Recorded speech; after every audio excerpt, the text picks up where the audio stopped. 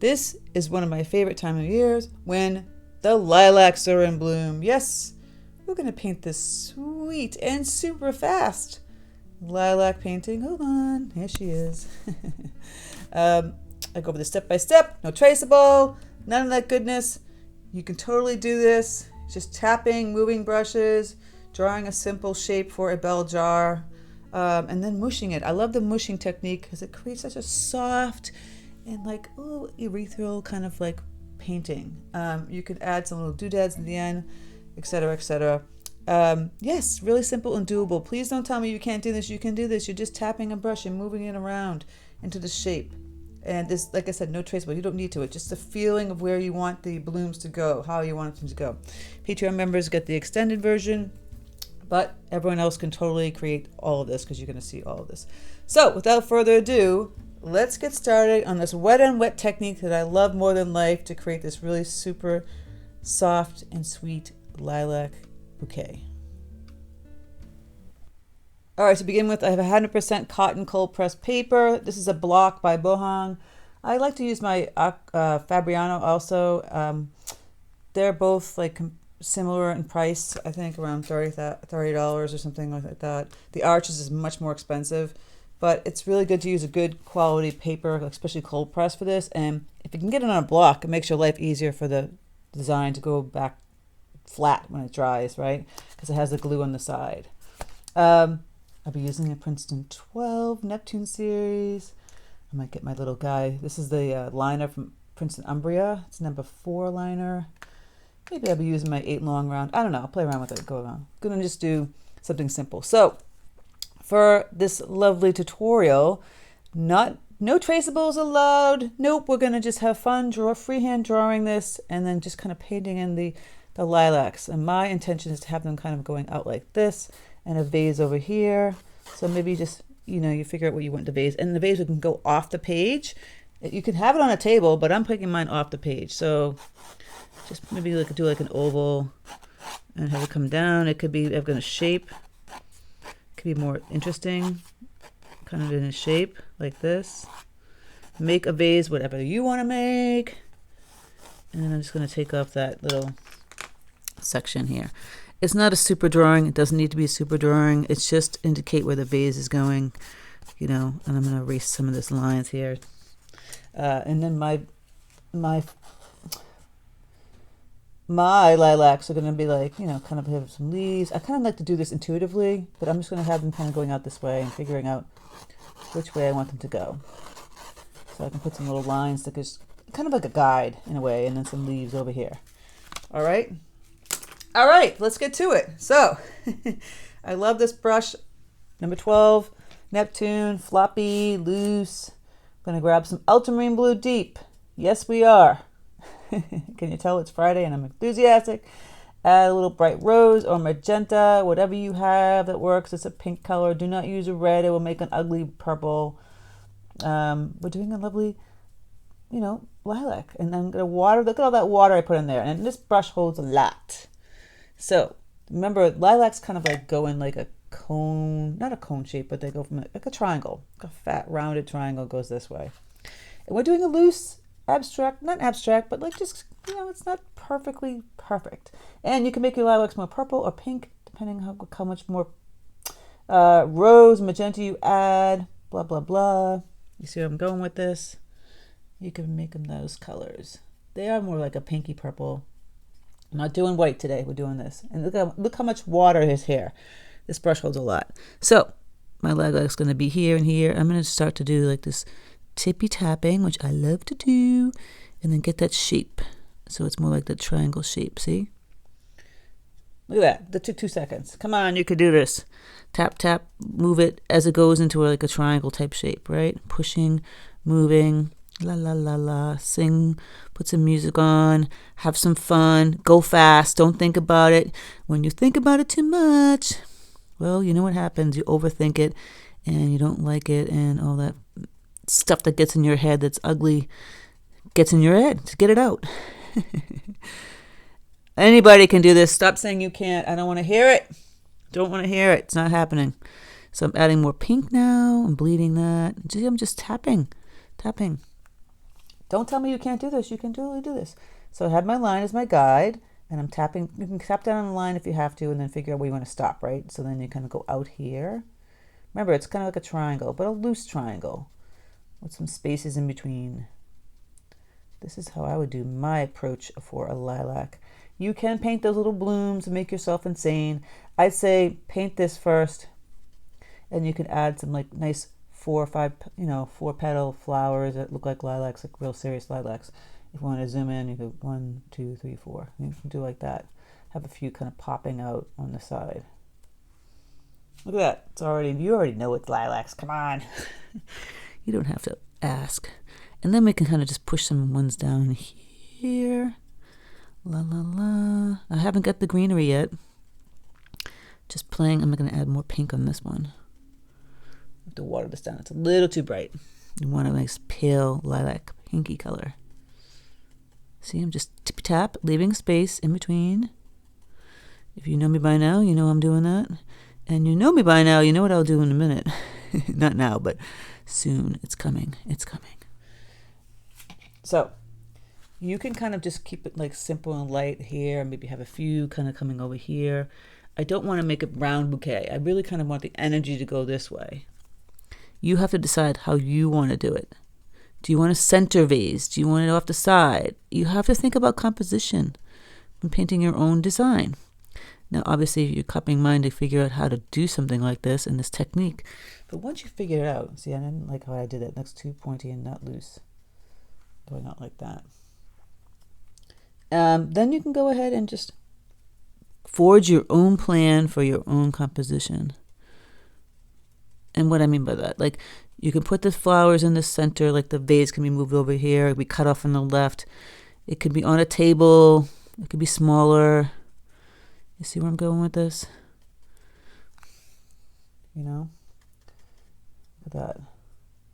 You can change the colors. It don't have to be purple lilacs. It could be white lilacs. They come white. Yes, they do. I love this flower. I'm just going to tippy tap again. This little one here. Maybe a little more pink going in this one. Some more rose. I can water it down to make it really light, but we're not going to water it down because we're going to do our little smushing technique, which I love. Now, the vase could be a color, not a color. I originally thought doing like a ball jar kind of color. I could still kind of do that. Turquoise would be kind of interesting. So I can get rid of my little lines that I have drawn here. See, I'm going to fake you out, people. It could be like a ball jar, like with a little lip. And I think they go out like this and down, out. So it's a ball jar. Something like that, right? Yeah, just like that. And there'd be more in turquoise. So we have our lovely purples. I am going to erase this paint here because I'm going to start to do some greens. You know how I mix my greens? Cadmium yellow deep and Prussian blue. Now lilac greens, kind of like monotone, like really just this mid-Kelly color like this. You can add some darks. So if we want to add some darks, again, grab that same green and add some more Prussian blue, maybe some burnt umber. Get a little bit darker. So I have two greens happening here. Clean up my brush. Water this down. This is kind of thick. This is more a consistency of like milk. So, and then to the leaves. Really just watch this. It's like almost like a compound stroke. You're pushing down and kind of wiggling. Hold on. Opposite way. Wiggling and pulling up and just like that. Now that's not my best leaf, but it's okay. Let me get some more paint. I think I didn't have enough paint on here. You really need a lot of paint. Okay. Gonna water this down. Sorry guys. That was terrible. Take two. Okay. Got a lot on this brush. Push down, wiggle, point. See, that was really kind of quick. I'm gonna add a little more green. It really just needs to be a quick leaf.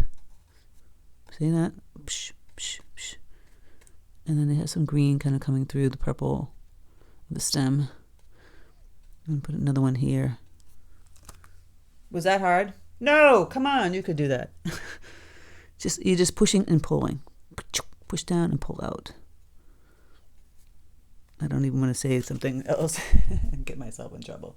Look at that. Oh, it looks cool, right? A lot of green happening. Gonna remove some of this and put the turquoise in for that lovely, you know, ball jar. I use, for turquoise, I would use peacock blue. Now, obviously, if you don't have peacock blue, you have to use it like a turquoise.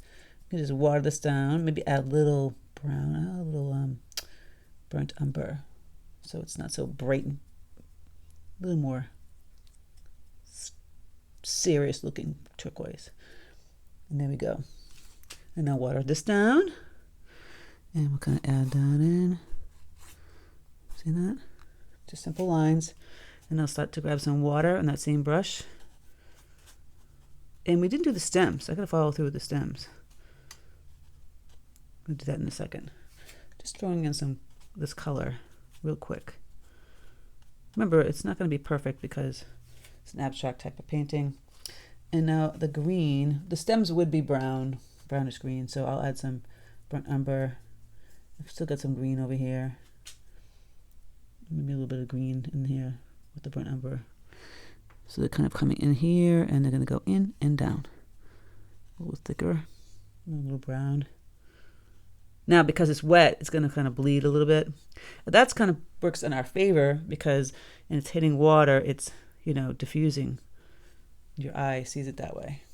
You see that? Simple. Don't tell me you can't do it.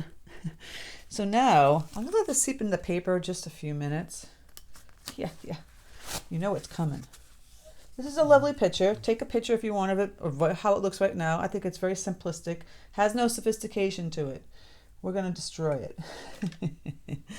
You know I love to destroy things. Just because it's fun, and why not try it? So I take a flat wash brush, some clear water. You might want to start adding some color first, right? Or you can just add some clear water, but I'm going to add some color, and I have a little bit of this turquoise happening down here. So ultramarine blue deep itself. There's some green happening over here. Sorry. We're going to just loosen this up. Really kind of consistency of tea. And grabbing water on the brush. Okay, it's really like a puddle, which is nice. So I'll start to go like this. And then I'll grab some water too.